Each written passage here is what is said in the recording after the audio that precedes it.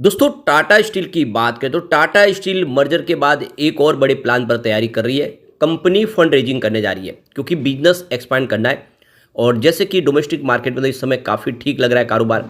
जिस तरह से एक के बाद एक गवर्नमेंट प्रोजेक्ट ऐलान कर रही है, रेलवेज के लिए बहुत सारे प्रोजेक्ट ऐलान हो रहे हैं, दूसरे और भी ग्रीन एनर्जी सेक्टर से संबंधित दूसरे हर तरह के प्रोजेक्ट सरकार की तरफ से लगातार जो अनाउंस हुए हैं, उसके लिए बहुत सारा खर्च आने वाले समय होगा। और ऐसे में आप देखें तो स्टील उसकी एक महत्वपूर्ण कड़ी है। स्टील के बगैर कोई प्रोजेक्ट कंप्लीट नहीं हो सकते। ऐसे में स्टील सेक्टर में एक शानदार तेजी आ सकती है और इसी को भुनाने के लिए टाटा स्टील ने कमर कस ली है। तो क्या इस समय टाटा स्टील में इन्वेस्टमेंट करना चाहिए, जानने की कोशिश करेंगे इस वीडियो के माध्यम से। दूसरी तरफ अगर हम टाटा मोटर्स की बात करें तो टाटा मोटर्स आने वाले समय अपने बिजनेस को स्प्लिट करने जा रही है, यानी पीवी और सीवी का बिजनेस अलग होगा। क्या उसके पहले खरीदारी करनी चाहिए? और यहाँ पे कंपनी ऑलरेडी अपने नए प्लांट के ऊपर भी काम शुरू कर चुकी है। कंपनी नए बिजनेस को और आगे बढ़ाने के लिए, प्रोडक्शन को बढ़ाने के लिए तैयारी शुरू कर चुके हैं। उसको लेकर भी कुछ अपडेट है जिसको समझेंगे इस वीडियो के माध्यम से। साथ में टाटा पावर की बात करें तो टाटा पावर बहुत ही मजबूत कंपनी है और काफ़ी तेज़ी से अपने बिजनेस को बढ़ा रही है। सोलर प्रोजेक्ट हो या ईवी स्टोरेज के ऊपर काफ़ी तेज़ी से काम कर रही है। और ऐसे में क्या टाटा पावर में खरीदारी का ये सही मौका है? पिछले दिनों ज़बरदस्त मल्टीबैग रिटर्न दिया है स्टॉक ने, क्या आगे भी वैसा ही रिटर्न जारी रहेगा? एक और कंपनी को हम डिस्कस करने वाले जो बहुत ही शानदार बोनस देने जा रही है और काफ़ी अच्छा इसका बिजनेस है, तो अच्छे से समझेंगे उस कंपनी के बारे में भी। लेकिन फ्रेंड, उससे पहले अगर आप पहली बार हमारे चैनल पे आए तो चैनल को सब्सक्राइब कर दीजिए, एक बेल आइकॉन दबा दीजिए ताकि जब भी नया वीडियो बने पहला नोटिफिकेशन आपको मिले। वीडियो पसंद आए तो लाइक से जरूर कीजिए। चलो फ्रेंड्स, वीडियो स्टार्ट करते हैं। मैं हूँ आपका दोस्त SB दवे और हमारे अपने चैनल ऑनलाइन कमाई में आपका बहुत बहुत स्वागत है। तो सबसे पहले टाटा स्टील के फ्राइडे के कारोबार की बात कर ले तो स्टॉक की क्लोजिंग 141 पर रही, जहाँ पे 0.46% की गिरावट थी। अब आप ये देख ही सकते हो कि काफ़ी अप डाउन देखने को मिला है फ्राइडे को। स्टॉक में कुछ तेज़ी भी बनी क्योंकि जो हाई बना 143 का था, क्लोजिंग गुरुवार की 142 के आसपास थी और इंट्राडे में 139 का लो भी बना, तो निचले लेवल से रिकवरी भी हुई। कुल मिला के देख सकते हो कि इस समय लोग थोड़ा सा फूक फूक के कदर रख रहे बाजार में। अब यहाँ पे जो बड़ी अपडेट निकल के आ रही है, 19 मार्च को कंपनी ने यहाँ पे अपनी बोर्ड मीटिंग बुलाई है जिसमें कंपनी फंड रेजिंग के ऊपर फैसला करेगी। तो टाटा स्टील के कमिटी ऑफ डायरेक्टर्स की मीटिंग होने जा रही है 19 मार्च 2024 को, जिसमें देख सकते हो कि NCDS के माध्यम से, यानी नॉन कन्वर्टेबल डिबेंचर्स बॉन्ड्स के माध्यम से या फिर प्राइवेट प्लेसमेंट के माध्यम से फंड रेज कर सकते हैं। तो यहाँ पे 19 मार्च की मीटिंग में इसके ऊपर आप देखें तो फैसला हो जाएगा, इसको अप्रूवल दे दिया जाएगा। आप देख दो कि कंपनी एक ग्लोबल स्टील कंपनी है और पूरे विश्व के अंदर इसकी आप देखें तो प्रेजेंस आपको दिखाई देगी। कंपनी एनुअल क्रूड स्टील का जो कैपेसिटी प्रोडक्शन है वो 35 मिलियन टन्स के आसपास है। और वैसे स्टील सेक्टर में जो दबाव देखने को मिल रहा है, इसके पीछे वजह सबसे बड़ी है कि जो मार्केट सेंटीमेंट कमजोर हो चुका है। भारत में भी देखो तो स्टील की जो कीमतें वो लगातार नीचे आ रही है। घरेलू हॉट रोल्ड कॉयल की जो कीमत है, यानी HRC की जो प्राइस है, वो सितंबर 2023 के बाद लगातार नीचे आ रही है। 6 मार्च 2024 को समाप्त हुए सप्ताह में कीमत गिरकर 52,700 प्रति टन पर आ गई है और पिछले सप्ताह के मुकाबले कीमतें 900 रुपये प्रति टन गिर गई है। तो ये सबसे बड़ी प्रॉब्लम है कि स्टील की जो प्राइस लगातार गिर रही है उससे कंपनी के रिवेन्यू में असर हो रहा है और स्टील की जो कंपनी है वो काफ़ी दबाव में दिखाई दे रही है। सबसे जो बड़ी बात है कि इंटरनेशनल मार्केट में भी देखें तो जो डिमांड है वो काफ़ी कम हो गई है और जिसकी वजह से देखें तो ये आप देखें डिमांड कम होने की वजह से प्राइस नीचे आती हुई दिखाई दे रही है।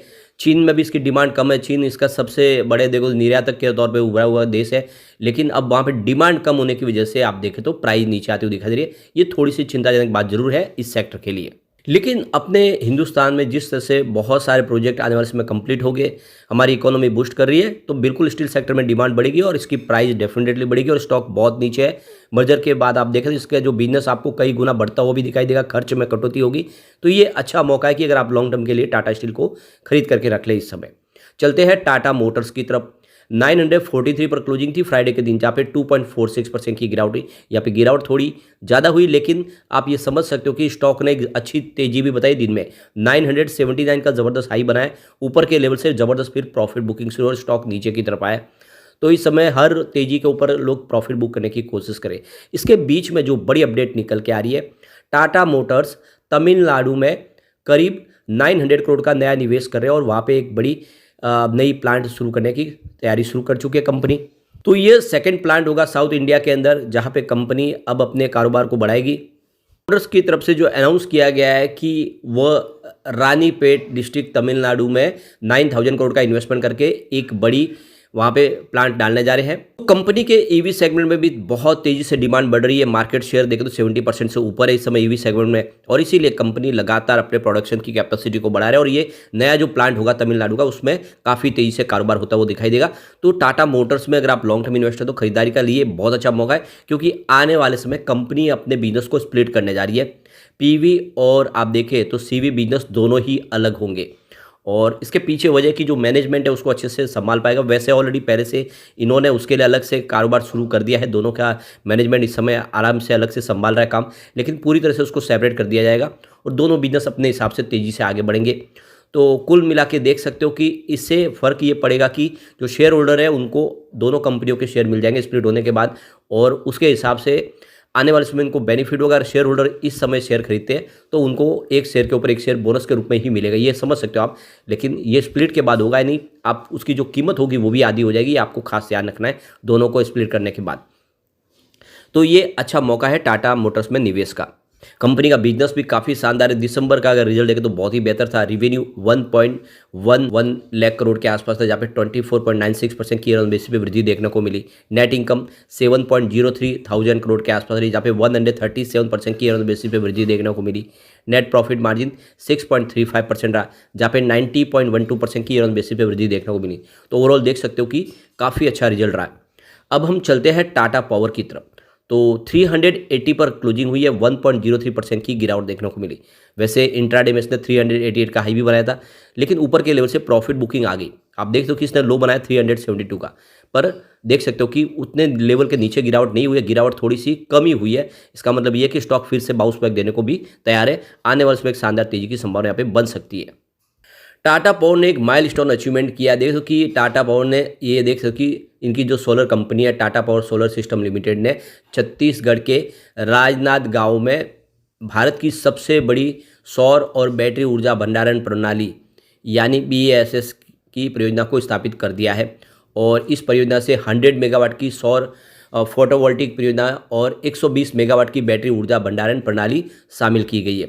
इस परियोजना के माध्यम से सालाना अनुमानित 243.53 मिलियन यूनिट बिजली उत्पन्न होगी और 25 वर्षों में यह 4.87 मिलियन टन कार्बन फुटप्रिंट कम करने की भी संभावना हो जाएगी, जो भारत के जो एक क्लीन एनर्जी के लक्ष्य को पूरा करने में योगदान देगा, क्योंकि भारत ने 2070 तक पूरी तरह से जीरो कार्बन पॉलिसी पर जाने का अपना लक्ष्य रखा हुआ है। तो इसमें टाटा पावर का ये बड़ा योगदान होगा।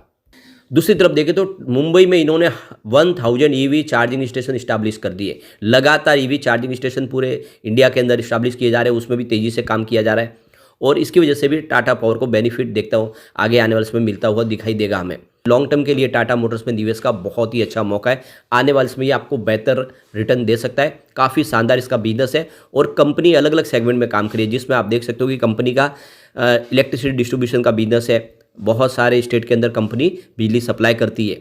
साथ में कंपनी ग्रीन एनर्जी के माध्यम से बिजली का निर्माण करती है, जिसमें विंड एनर्जी शामिल है और सोलर एनर्जी शामिल है। बहुत सारे स्मार्ट प्रोडक्ट बनाती है कंपनी स्मार्ट मीटर भी बनाती है और साथ में EV चार्जिंग स्टैब्लिश भी कर रही है। तो बहुत सारे बिजनेस है जो टाटा मोटर्स को पावर को बहुत ऊपर लेके जा सकते हैं। अब चलते हम उस स्टॉक की तरफ जो हमें बहुत ही शानदार बोनस देने जा रहा है। तो यहाँ पे हम बात करें है Advani hotels and resorts India limited की। 159 पर क्लोजिंग थी फ्राइडे के दिन, जहाँ पे 1.37% की तेजी देखने को मिली और अब कंपनी ने बोनस का ऐलान कर दिया है। तो देख सकते हो कि एक शेयर के ऊपर एक शेयर बोनस मिलने वाला है। इसकी एक्स बोनस डेट है 20/3/2024 और इसकी रिकॉर्ड डेट भी है 20/3/2024।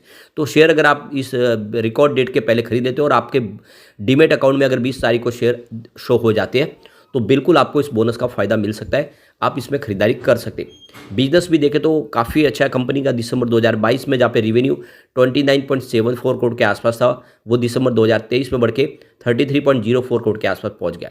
काफ़ी शानदार बढ़ा है पिछले एक साल में इनका रेवेन्यू। साथ में प्रॉफिट में देखें तो उसमें भी वृद्धि हुई है। दिसंबर 2022 में जहाँ पे 8.75 करोड़ का प्रॉफिट था, वो दिसंबर 2023 में 9.31 करोड़ तक पहुंच गया। वैसे सितंबर ठीक नहीं था कंपनी के लिए, प्रॉफिट मात्र 0.45 करोड़ के आसपास ही था। ओवरऑल देखें तो प्रदर्शन अच्छा है। ऐसे में लॉन्ग टर्म इन्वेस्ट के लिए अच्छा मौका है कि आप इस स्टॉक के अंदर इन्वेस्टमेंट कर सकते हैं। लेकिन फ्रेंड कोई भी इन्वेस्टमेंट करने से पहले अपने फाइनेंशियल एडवाइजर्स वाले ले ले या अपना खुद का रिसर्च करें, क्योंकि मैंने वीडियो आपके एजुकेशनल पर्पज़ के लिए ही बनाए। वीडियो पसंद आए तो लाइक से जरूर कीजिए और चैनल को सब्सक्राइब कर दीजिए। Thank you friends.